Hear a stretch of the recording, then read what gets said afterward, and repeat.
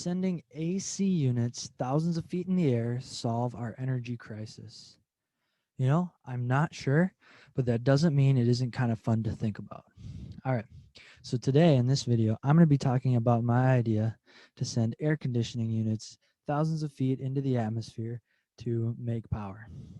So first, we'll have to talk about how an AC unit works.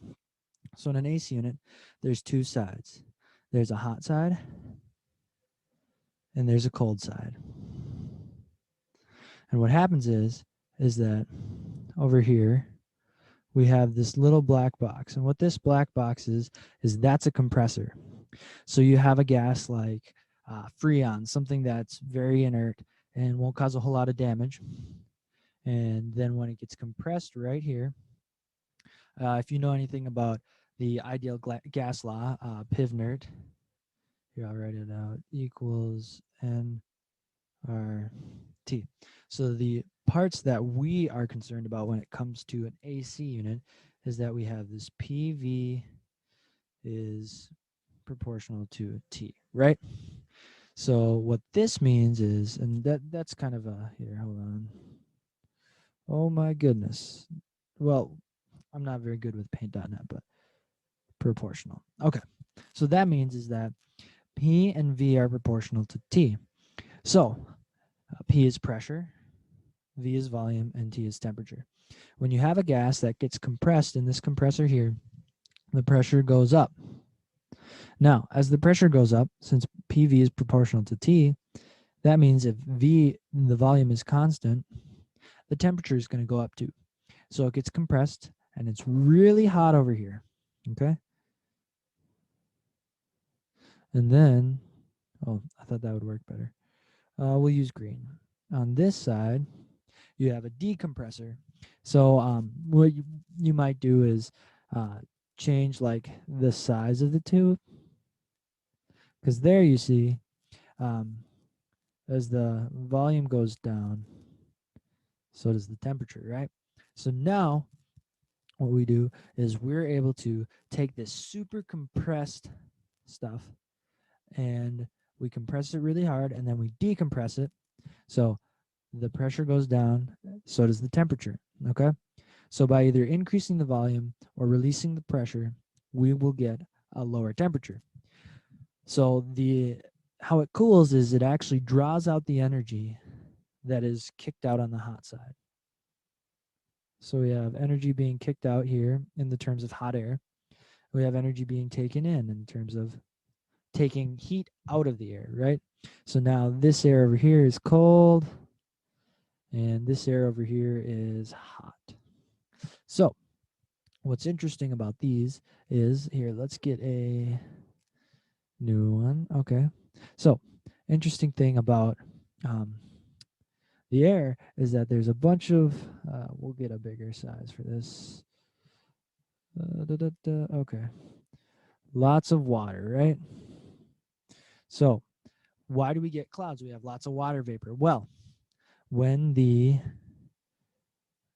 temperature goes down, less water can be held in the atmosphere. So then it turns into clouds and then we get rain.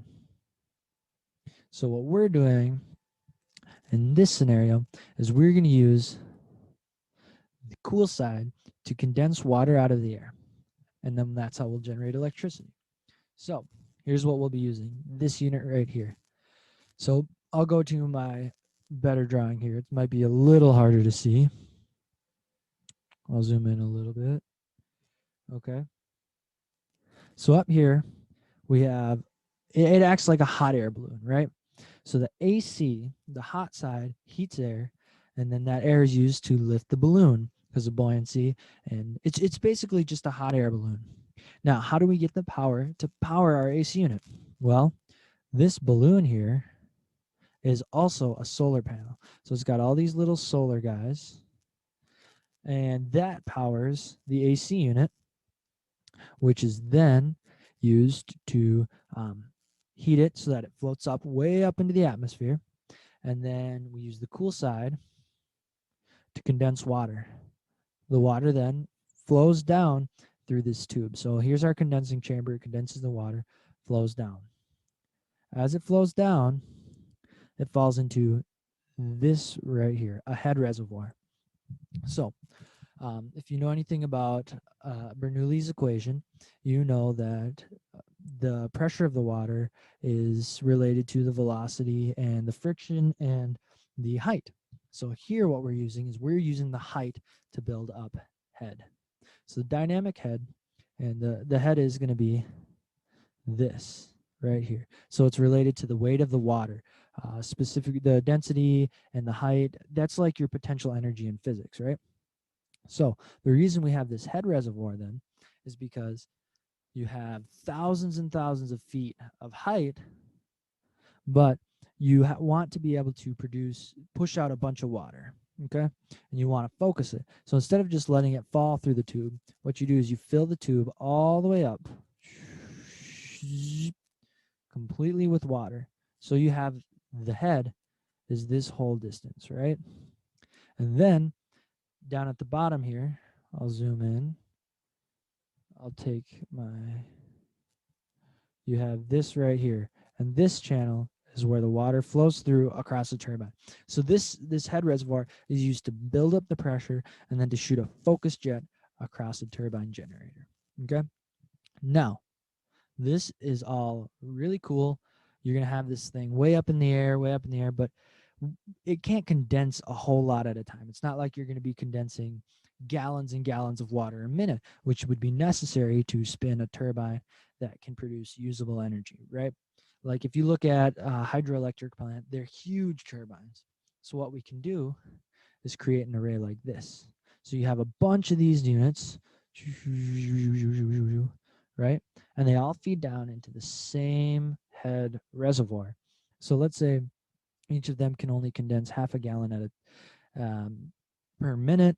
By doing this, then you would be able to get 1, 2, 3, 4, 5, 6, and practically infinite, but you get 3 gallons a minute, which would allow you to spin a much bigger turbine.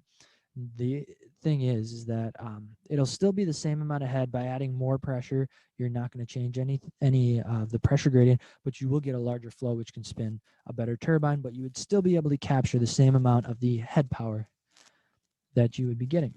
So there are some drawbacks to this system, though. I mean, you've got this giant weather balloon floating up in the air. What if a storm flies through? What if the wind gets really bad? Well, that's actually the cool part, is that these hoses here are on little reels, right? So if it gets too bad, you spin the reel and it pulls it right back down to the earth. Kind of like how with windmills, they can actually angle them to turn off if the winds get too high. So this, you pull them back down.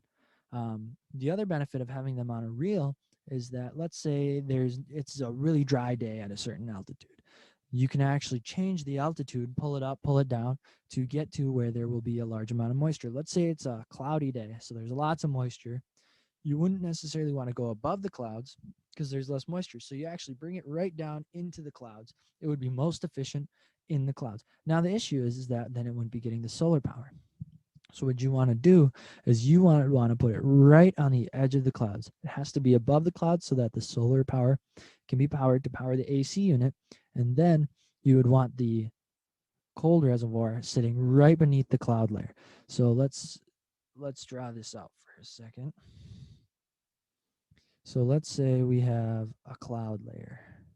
You would want it to sit just like that. So here's your cloud.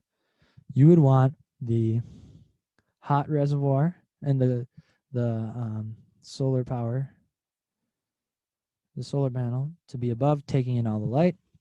And you'd want the condenser coil in the cloud because it would take less energy to get the moisture out of the air because it's already largely condensed.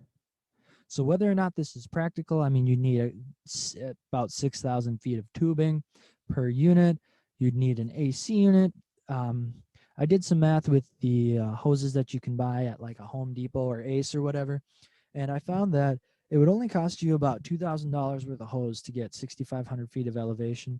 So you can make each of these units for relatively cheap. The most expensive part would be the actual balloon made out of the solar panel. And I think this might be a really cool, interesting thought experiment. And I think we're honestly thinking about green energy wrong. Solar panels are great, but I think they should be used more to help out our other energy producing. Like this is huge energy. You're getting 6,000 feet of head, which is a lot more than a 30-foot dam. So you'd be taking in a lot of potential energy out of the air. Um, if you have any questions or comments, or if you have any ideas that would make this better, please feel free to leave a comment or send me an email. Have a great day and do something awesome.